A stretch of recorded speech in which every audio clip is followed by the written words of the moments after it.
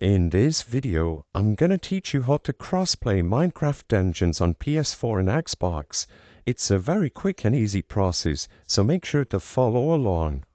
First, to do this for PlayStation 4, you need to actually turn on the crossplay feature.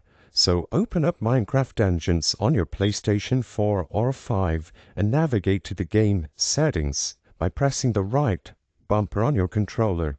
After you open up the game settings, select the first option, Game, and within the Game tab, you should have the option to configure online play at the bottom of the options. Go into Configure Online Play, and now make sure that crossplay is enabled within that menu. Once you enable crossplay by going through that menu, once you open up the game again, you will have the option to access the online menu and start inviting your friends to crossplay Minecraft Dungeons.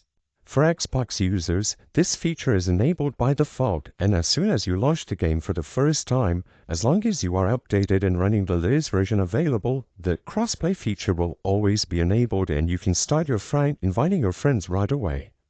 I hope I was able to help you on how to crossplay Minecraft Dungeons on PS4 and Xbox.